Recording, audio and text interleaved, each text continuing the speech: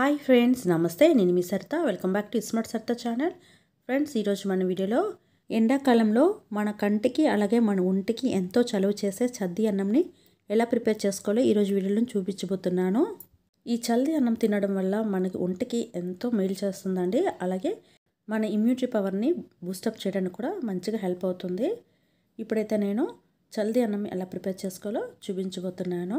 నేను ఇప్పుడు చూపించే చల్ది అన్నం అసలు సిసలైన చద్ది అన్నం అండి.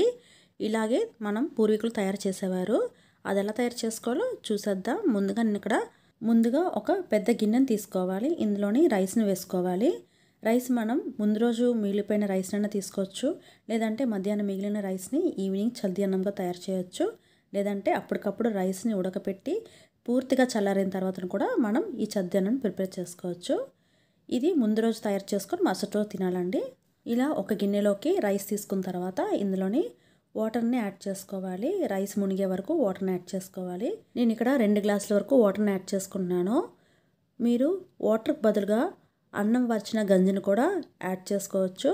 పూర్వం అన్నంలో గంజిని యాడ్ చేసి అన్నంని చద్దన్నం తయారు చేసేవారు. మీకు ఇష్టమైతే గంజిని యాడ్ చేసుకొని ప్రిపేర్ చేసుకోండి, లేదంటే వాటర్ని యాడ్ చేసుకునైనా ఈ చద్దన్నంని ప్రిపేర్ చేసుకోవచ్చు.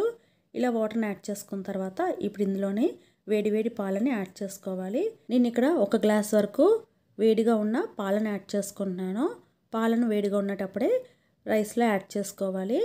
పాలను యాడ్ చేసుకున్న తర్వాత ఒకసారి అంతా చక్కగా కలిసేలాగా కలిపేసుకోవాలి. పాలు ఇంకొంచెం కావాలనుకుంటే కూడా యాడ్ చేసుకోవచ్చు. నేను ఇక్కడ 1 గ్లాస్ వరకు చిక్కటి పాలను యాడ్ చేసుకున్నాను కాబట్టి నాకు కరెక్ట్గా సరిపోయింది.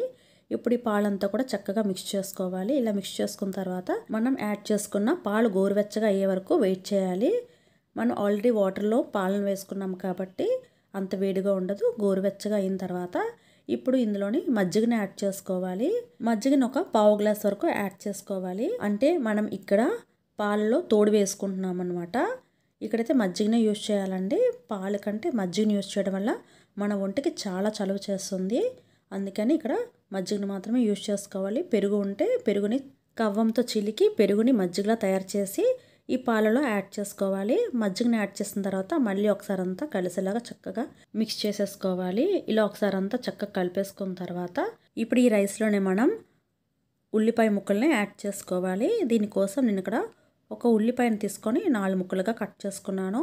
మీరు 2 ముక్కలుగానైనా కట్ చేసుకోవచ్చు, 4 ముక్కలుగానైనా కట్ చేసుకోవచ్చు. ఇలా కట్ చేసిన ఉల్లిపాయల్ని ఇలా అన్నంలో వేసేసుకోవాలి. ఇందులోనే పచ్చిమిర్చిని కూడా 2 వేసుకుంటున్నాను. మూటుకలు తీయకుండానే పచ్చిమిర్చిని డైరెక్ట్గా ఇలా వేసేసుకోవాలి. ఇలా వేసుకుంటే అన్నం తినేటప్పుడు అన్నంలోనే మనం ఉల్లిపాయ ముక్కల్ని యాడ్ చేసుకోవడం వల్ల ఘాట్ అనేది తగ్గుతుంది. అలాగే మనం అన్నం తినేటప్పుడు నంజుగా కూడా పనిచేస్తుంది అన్నమాట.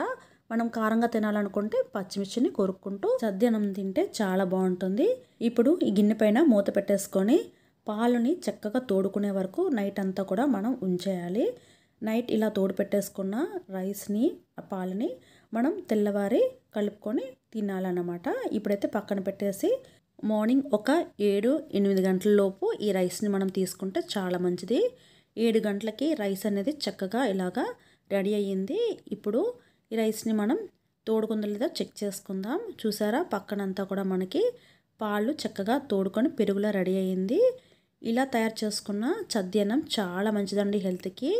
మామూలుగా అయితే అన్నంలో పాలను వేసి పెరుగు వేసి తోడు పెడుతుంటారు.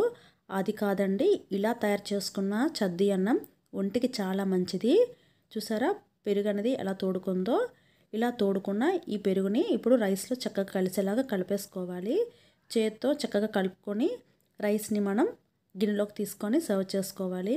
ఉల్లిపాయ ముక్కలన్నీ కూడా ఇలా పక్కన పెట్టేసుకొని మనం రైస్ని కలిపేసుకోవాలి.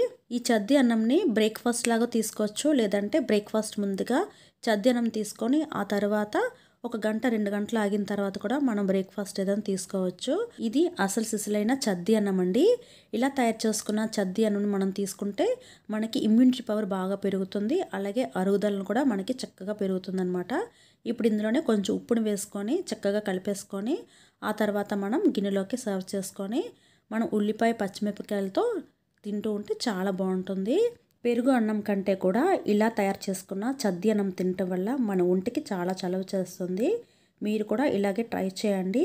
పిల్లలకి ఇలాంటి అన్నం ఇస్తే వాళ్ళ కంటి చూపు కూడా మెరుగుపడుతుంది. అలాగే మన డైజెస్టివ్ సిస్టమ్ని మంచిగా ఇంప్రూవ్ చేస్తుంది. మనం తీసుకున్న ఆహారాన్ని చక్కగా జీర్ణం చేసి మన ఒంటికి శక్తినిస్తుంది. అలాగే ఇటువంటి చద్ది అన్నం తీసుకోవడం వల్ల బ్రెయిన్ అనేది చాలా యాక్టివ్గా ఉంటుందండి. పిల్లలకి ఇటువంటి ఆహారం ఇవ్వటం వల్ల పిల్లలు రోజంతా చాలా యాక్టివ్గా ఉంటారు. బ్రెయిన్ కూడా చాలా షార్ప్గా పనిచేస్తుంది అన్నమాట. అలాగే తొందరగా అరుగుతుంది. మళ్ళీ ఆహారం తీసుకోవడానికి మన పొట్టని రెడీ చేస్తుందన్నమాట. అందుకని ఇలా చద్ది అన్నం తీసుకోవడం వల్ల చాలా మంచిది.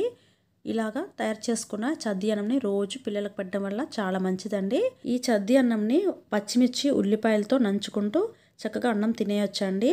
వీటితో పాటు నంచుగా మనం ఊరగాయ పచ్చడిని ఏదైనా పెట్టుకొని తినొచ్చు. చాలా బాగుంటుంది. నేను ఇక్కడైతే చింతకాయ పచ్చడితో చద్ది అన్నంని తీసుకుంటున్నాను. చాలా చాలా టేస్టీగా ఉంటుందండి. ఒంటికి కూడా చాలా మంచిది. నేను తయారు చేసి చూపించిన చద్ది అన్నం మీకు కనుక నచ్చినట్టయితే లైక్ చేయండి, షేర్ చేయండి. మరొక మంచి వీడియోతో మళ్ళీ కలుసుకుందాం. Till then thanks for watching this video and bye.